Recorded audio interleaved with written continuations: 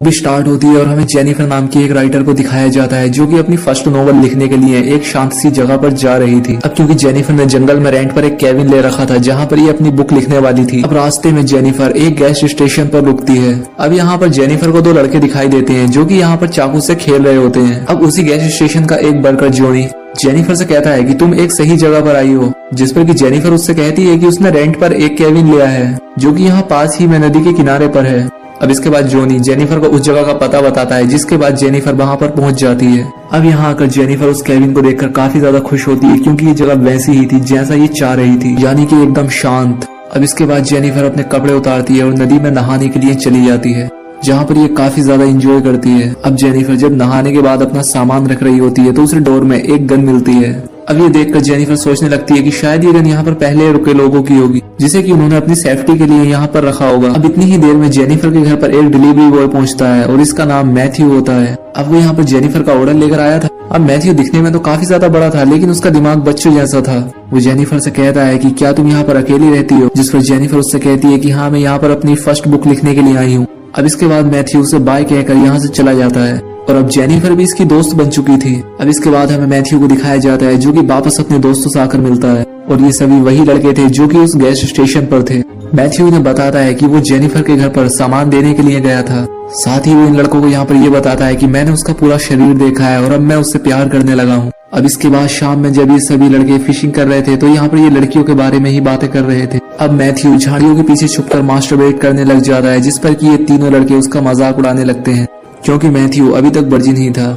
Matthew इनसे कहता है कि मुझे जेनिफर बहुत ज्यादा पसंद है और मैं पहली बार उसी के साथ करूंगा। अब उसकी ये बात सुनकर ये तीनों लड़के उसके साथ कुछ गलत करने का प्लान बना लेते हैं। अगले दिन जेनिफर अपने घर के बाहर बैठकर जब कुछ लिख रही होती है तब स्टैनली और एंडी अपनी बोट लेकर वहाँ पर पहुँच जाते हैं और इसे यहाँ पर आकर परेशान करने लगते हैं। अब उन्हें ऐसा करते देख जेनिफर यहाँ से उठकर चली जाती है। अब रात को जब जेनिफर बैठकर अपनी किताब लिख रही होती है तब वो लड़के उसके घर के बाहर आकर चिल्लाने लग जाते हैं। अब इसके बाद जेनिफर बाहर चेक करने के लिए जाती है, लेकिन उसे बाहर कोई नहीं मिलता। अब जेनिफर यहाँ पर काफी ज्यादा परेशान हो जाती है क्योंकि वो यहाँ पर शांति से रहने आई थी, लेकिन ये लड़के उसे ऐसा नहीं करने दे रहे थे। अब अगले दिन जेनिफर जब अपनी बोट पर लेटी होती है तब वो लड़के आकर उसे यहाँ पर तंग करने लग जाते हैं। वो अपनी बोट लेकर जेनिफर के चारों ओर घूमने लगते हैं। अब उनकी ये हरकत देखकर जेनिफर को उन पर काफी ज्यादा गुस्सा आता है। अब इतने में ही स्टैनली जेनिफर की बोट की रस्सी पकड़कर अपनी बोट से बांध लेता है और उसके बाद ये दोनों लड़के उसे खींचकर घने जंगलों की तरफ लेकर जाने लगते हैं। अब यहाँ पर जेनिफर अपने आप को छुटाने के लिए इनसे फाइट करती है, लेकिन ये लड़के नहीं मानते।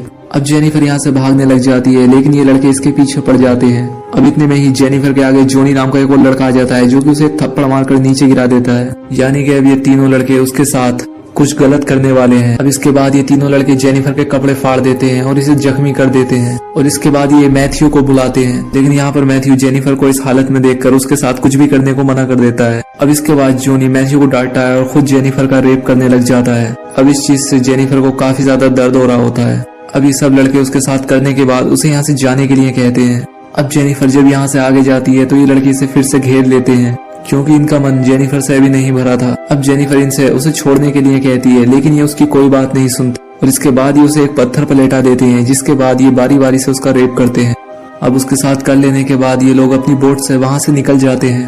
अब जेनिफर की हालत बहुत ज्यादा खराब हो चुकी थी और वो ठीक से चल भी नहीं पा रही होती है, पर फिर भी वो अपने केबिन तक पहुँच जाती है और यहाँ पर वो अपनी शर्ट पहन लेती है। फिर किसी तरह से वो टेलीफोन के पास तक पहुँचती है और इसके बाद वो पुलिस को कॉल करती है, लेकिन तभी वो लड़के फिर से वापस आ जाते हैं और जेनिफर का कॉल भी काट देते हैं। अब यहाँ पर जेनिफर उनसे बार बार कहती है कि वो पुलिस को इस बारे में कुछ नहीं बताएगी, लेकिन वो उसे जाने दे, लेकिन वो जेनिफर की कोई बात नहीं सुनते। इसके बाद वो मैथ्यू से जेनिफर के साथ करने के लिए कहते हैं। अब मैथ्यू में भी काफी ज्यादा एनर्जी आ जाती है और वो जेनिफर के साथ करने लगता है, लेकिन जब वो जेनिफर की तरफ देखता है तो उसे अच्छा नहीं लगता और इसलिए वो रुक जाता है और इसके बाद वो अपने कपड़े पहन लेता है। अब इसके बाद उसके सभी दोस्त इसका मजाक उड़ाने लग जाते हैं और उसे डरपोक कहते हैं। अब इसके बाद स्टैनली जेनिफर के साथ करने के लिए आता है, जिस पर जेनिफर उससे मना करती, जिससे गुस्सा होकर स्टैनली एक बोतल को उसके अंदर डालकर फोड़ देता है और इसके बाद पीट पीट कर उसे बेहोश कर देता है। अब इसके बाद ये चारों यहाँ से जाने लगते हैं। तभी जॉनी इनसे कहता है कि अगर हमने जेनिफर को जिंदा छोड़ दिया तो वो पुलिस को हमारे बारे में सब कुछ बता देगी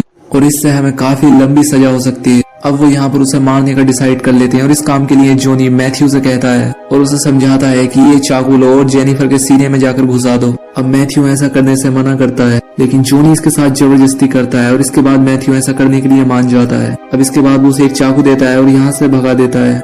अब इसके बाद जब मैथ्यू उसे मारने के लिए अंदर आता है तो जेनिफर की ऐसी हालत देख उसे उस पर दया आ जाती है। अब वो यहाँ पर उसे चाकू मारने की भी कोशिश करता है, लेकिन वो इसकी जान नहीं लेना चाह रहा था और इसीलिए वो जेनिफर के चेहरे पर लगा खून उस चाकू पर लगा लेता है ताकि वो अपने दोस्तों को दिखा सके कि उसने उसे मार दिया है। अब वो भागकर अपने दोस्तों के पास आ जाता है और उनसे कहता है कि उसने जेनिफर को मार डाला है। अब इसके बाद जब जेनिफर को होश आता है तो वो अपने आप को संभालती है और इसके बाद वो खुद का इलाज करती है।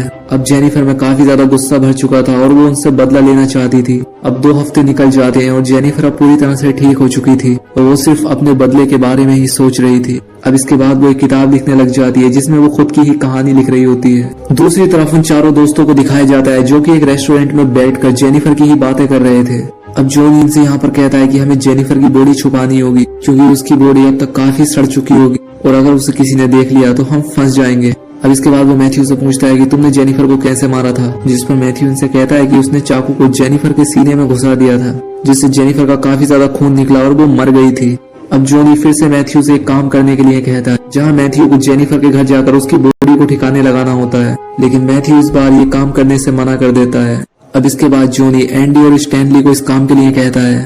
अब इसके बाद जब एंडी और स्टैनली इस काम के लिए उसके घर के पास से गुजरते हैं तो वो देखते हैं कि जेनिफर एक पेड़ के नीचे बैठी थी और ये बिल्कुल ठीक ठाक थी। अब ये देखकर वो समझ जाते हैं कि मैथ्यू ने उनसे झूठ बोला था क्योंकि उसने जेनिफर को मारा ही नहीं था। अब ये बात जानने के बाद वो मैथ्यू को खूब पीटते हैं क्योंकि उसकी इस गलती से ये सब फंस सकते हैं। अब जेनिफर इनसे बदला लेना चाह रही थी इसलिए वो पहले चर्च जाती है और यहाँ पर वो गॉड से उस चीज के लिए माफी मांगती है जो वो काम आगे करने वाली है। अब इसके बाद वो गैस स्टेशन पर पहुंचने के बाद जॉनी पर नजर रखने लगती है। यहाँ पर इसे पता चलता है कि जॉनी एक शादीशुदा आदमी है और उसके 2 बच्चे हैं। अब इसके बाद वो मैथ्यू के पास जाती है जहाँ पर वो देखती है कि मैथ्यू डिलीवरी करने के लिए कहीं पर जा रहा था। अब ये देखकर उसे एक आइडिया आता है और वो मैथ्यू के स्टोर पर कुछ सामान लाने के लिए ऑर्डर देती है। अब उस स्टोर की ओनर जब मैथ्यू से जेनिफर के घर कुछ सामान डिलीवर करने को कहती है तो मैथ्यू उसकी इस बात से काफी ज्यादा डर जाता है। अब यहाँ पर वो अपने पास एक नाइफ रख लेता है ताकि वो अपनी सेफ्टी कर सके। अब इसके बाद जब वो पास लेकर जेनिफर के घर पहुंचता है तो जेनिफर उसे जंगल में बुलाती है। अब इसके बाद वो अपने कपड़े उतारते हुए मैथ्यू से कहती है कि वो उसे बहुत पसंद करती है।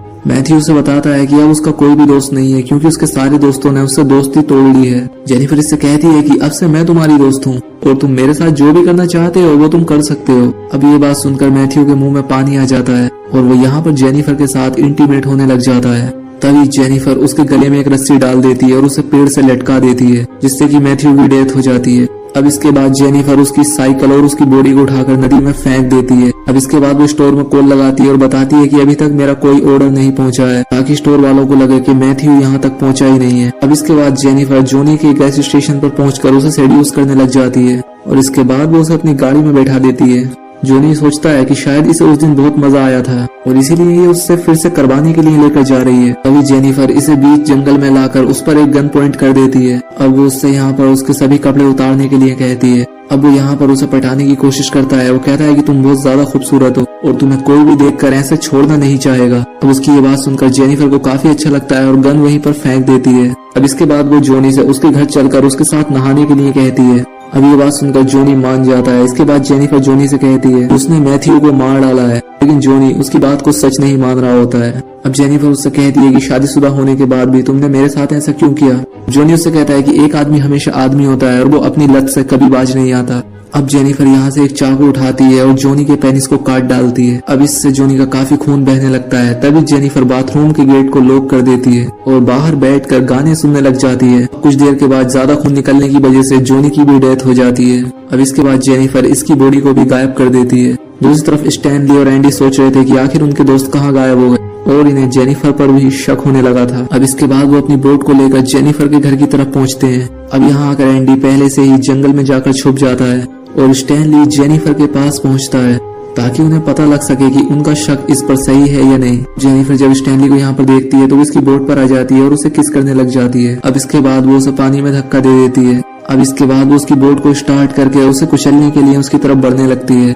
अब ये देखकर एंडी भी बाहर निकल आता है और अपने दोस्त की जान बचाने के लिए पानी में छलांग लगा देता है, पर जेनिफर उसकी कुल्हाड़ी छीन लेती है और उसी पर अटैक कर देती है और यहाँ पर एंडी की भी डेथ हो जाती है। अब इसके बाद वो स्टैनली के पास जाती है जिस पर स्टैनली उसकी बोट के पास आकर उससे छोड़ने के लिए कहता है, लेकिन जेनिफर यहाँ पर उसकी कोई बात नहीं सुनती और बोट को स्टार्ट कर देती है, इससे कि स्टैनली भी बोट से कटकर बुरी तरह से मारा जाता है। अब इसके बाद जेनिफर उस बोट को लेकर नदी से दूर चली जाती है और इसी के साथ ये मूवी भी यहाँ पर एंड हो जाती है। तो दोस्तों अगर वीडियो पसंद आई हो तो चैनल को सब्सक्राइब और वीडियो को लाइक जरूर करें। तो मिलते हैं हमारी नेक्स्ट वीडियो में।